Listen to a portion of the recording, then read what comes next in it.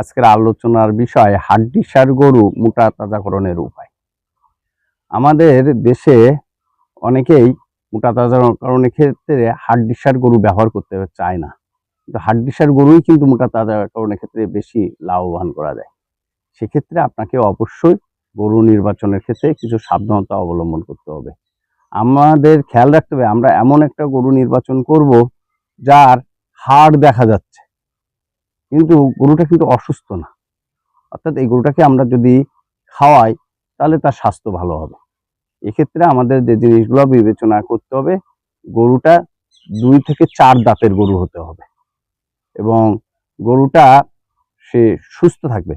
অর্থাৎ যে অসুস্থতার যেসব লক্ষণ সেগুলো যাতে না থাকে এটা আমরা খেয়াল করব এবং গরু সেজন্য ঠিকভাবে খাওয়া দাওয়া করছে এই জিনিসটা আমাদেরকে খেয়াল করতে হবে। তাই এক্ষেত্রে আমরা এই গরুটা নির্বাচন করে আমরা প্রথমে যে কাজটা করব, কৃমিনাশক।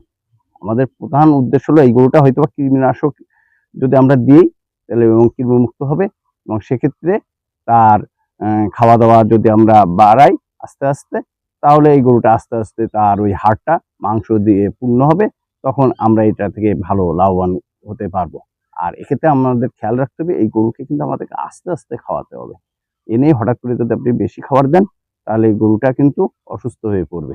তা আমরা এই সাবধানতাগুলো অবলম্বন করলে এই হাড্ডিসার গরুই আমাদের কিন্তু একটা বড় লাভ এনে দিতে পারে। তা আমাদের আজকের এই ভিডিওর উদ্দেশ্য ছিল যে আপনাদের আরেকটা জায়গায় মনোনিবেশ করা, যে আমরা হাড্ডিসার গরু দিয়েও মোটা তাজাকরণ করে ভালো লাভবান হতে পারি। ধন্যবাদ সকল।